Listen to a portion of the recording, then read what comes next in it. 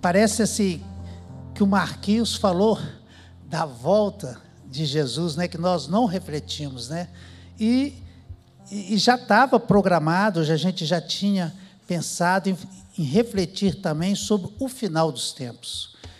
E eu vejo nisso assim até uma provisão do Senhor, que Ele está querendo que a gente mesmo passe a pensar, a meditar e a cuidar disso com carinho.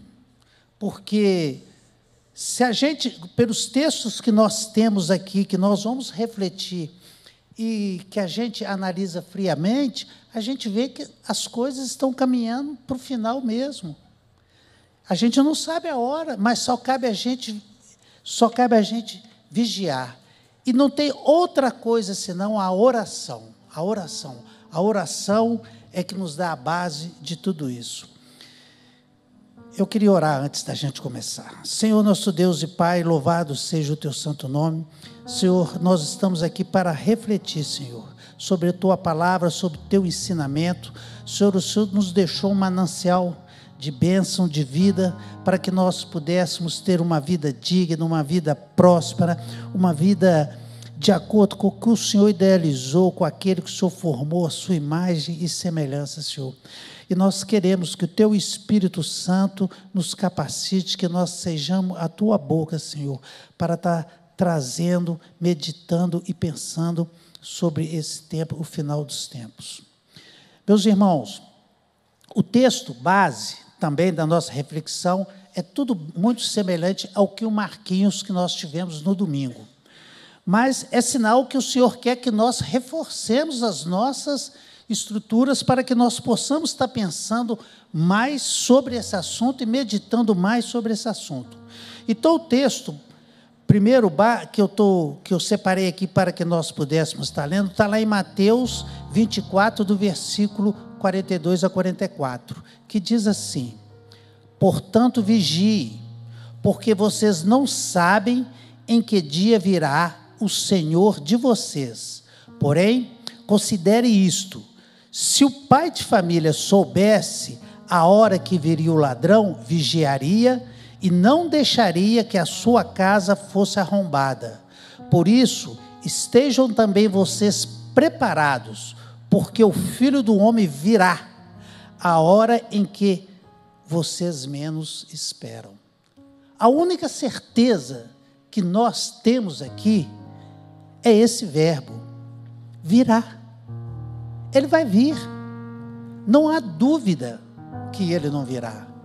Ele virá e ele falou, ele deixou na Escritura para nós, ele está nos preparando, ele capacitou os seus discípulos, ele capacitou aqueles que pudessem deixar registrado para nós, como Paulo, que foi muito usado por ele, para que nos trouxesse esses ensinamentos, para que nós estivéssemos alerta, para que nenhum de nós pudéssemos lamentar depois, porque no final o desejo do Senhor é que todos se salvem, que nenhum se perca.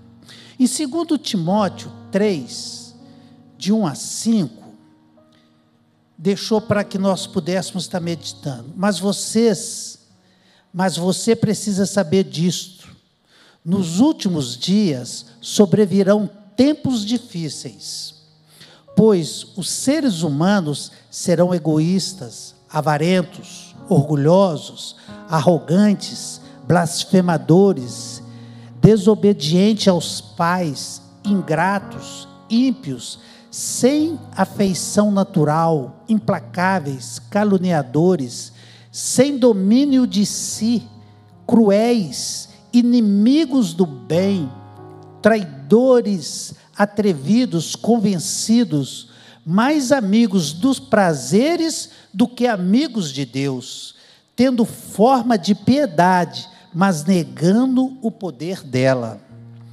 Fique longe também destes. Olha, irmãos, nós convivemos com tudo isso, e nós vemos isso dia a dia nas nossas vidas.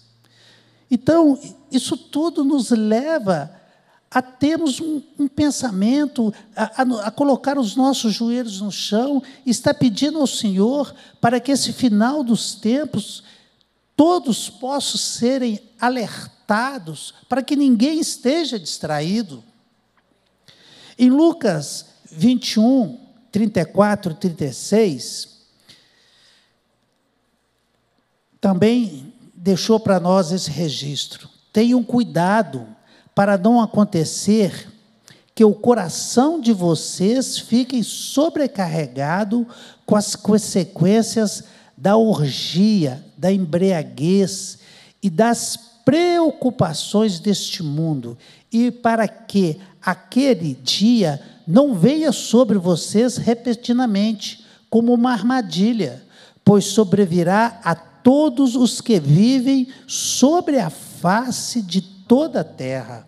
Portanto, vigie o tempo todo, orando, para que vocês possam escapar de todas essas coisas que têm de acontecer e para que possam estar em pé na presença do Filho do Homem. Amém? Eu confesso para vocês que desse texto aqui, uma coisa que eu tenho lutado e tenho tentado tirar de mim, que são as preocupações desse mundo. Isso me consome, eu sou muito preocupado, eu tenho pedido a Deus para me tirar isso de mim, me ajudar a suportar. Não quer dizer que a gente está isento das outras coisas, mas cada um tem aquilo que mais pesa nele, e a gente pode refletir. Ele citou N coisas daqui. Eu, como meu testemunho, eu posso dizer que as preocupações desse mundo me consomem bastante, sabe? O meu dia a dia, o dia de amanhã, o fato de você aprender a entregar ao Senhor e deixar que Ele vai cuidar das coisas a seu tempo para você. Isso é um aprendizado que eu venho buscando, assim, dia a dia, mas eu não consigo ainda falar, oh, Deus, está aí, mas eu vou tentar te dar uma ajuda, né?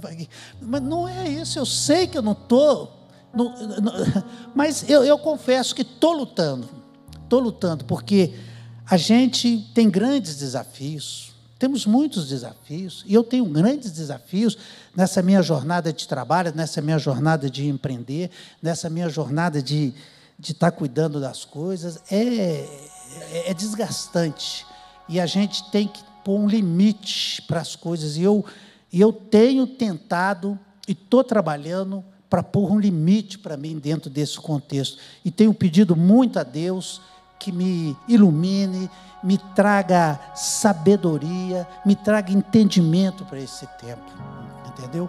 Então, isso tudo faz parte desse contexto do final dos tempos, porque ele virá, e nós temos que ficar livres dessas coisas, para que nós possamos ter o nosso coração preparado para o Senhor, porque isso aí vai roubar a nossa atenção do que é mais importante.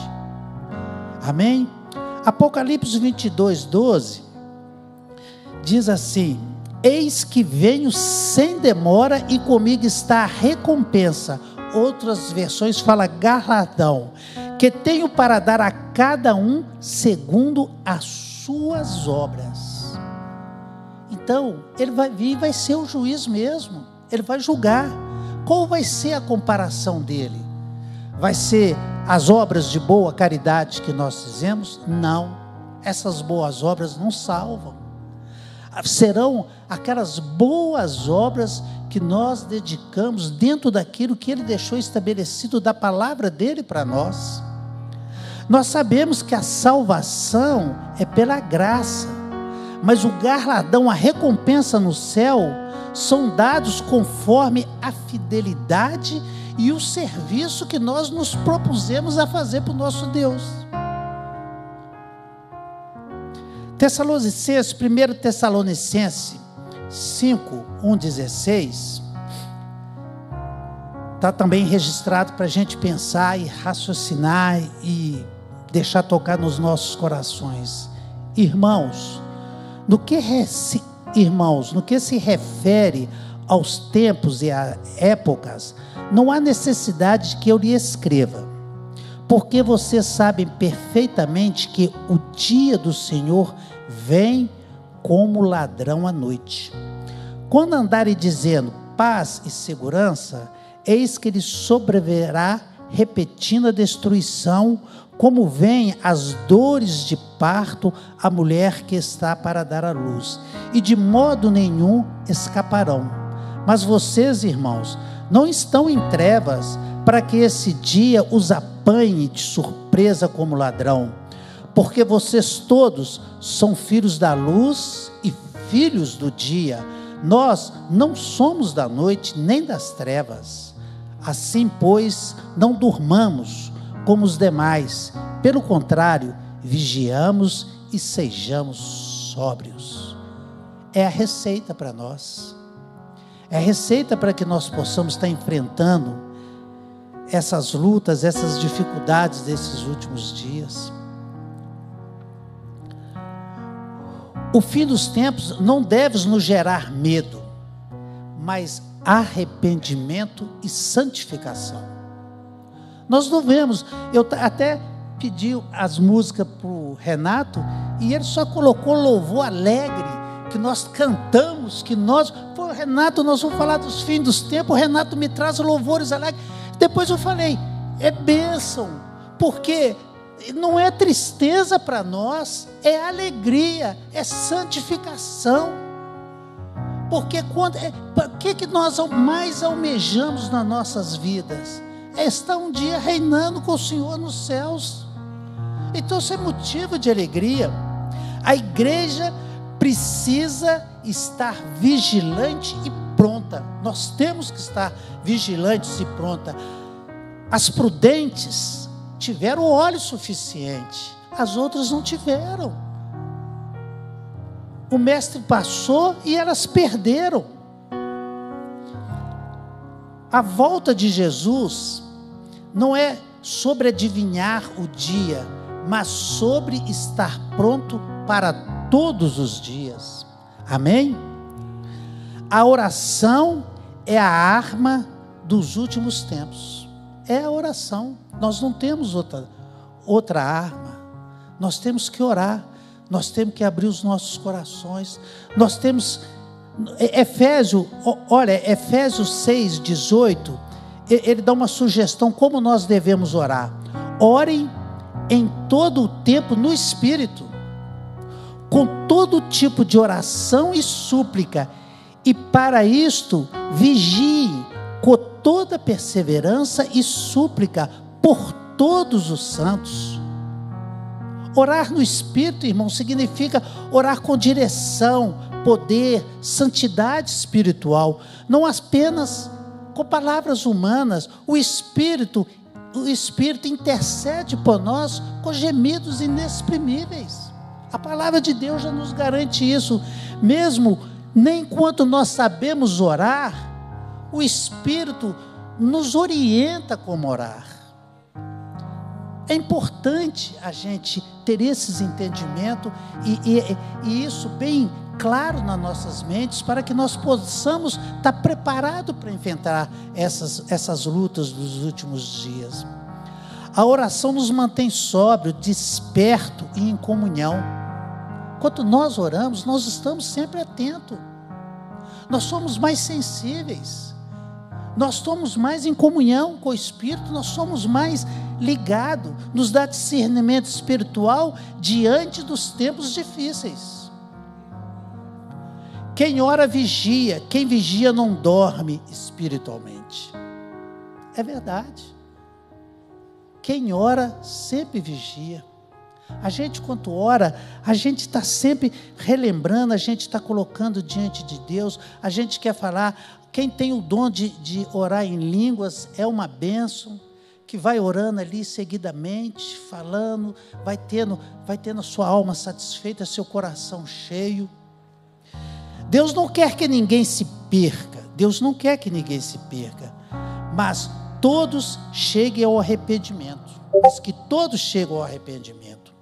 Em 2 Pedro 3,19, o Senhor não retarda a sua promessa, ainda que alguns a julgue demorada. Pelo contrário, Ele é paciente com vocês, não querendo que ninguém pereça, mas que todos cheguem ao arrependimento.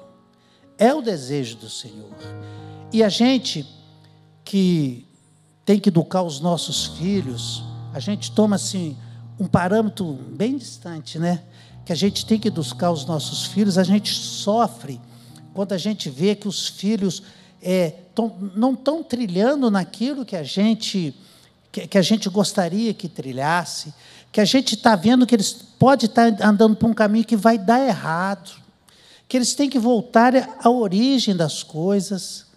E a gente traz isso assim para o nosso Deus que nos formou, a nossa imagem, nossa semelhança. Como não fica o coração dele?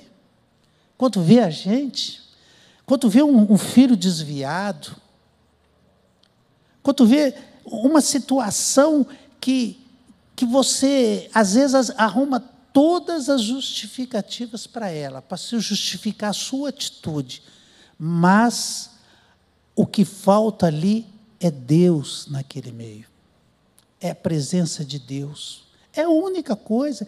Mas as pessoas, mas o inimigo, mas aí tem o adversário, o inimigo, ele entra nessa hora e ele rouba tudo isso. Aí é mais difícil para aquela pessoa também. A gente entende, a gente tem que ter misericórdia e orar e interceder. Só a oração pode fazer essas coisas. Somos desafiados a viver como igreja, sendo a luz no mundo nesses últimos dias. Amém? Irmãos, o meu intuito aqui não é trazer uma pregação, que nem também eu sou bom de pregação e de palavras, mas é trazer elementos para que nós pudéssemos estar realmente meditando e pensando sobre essas coisas.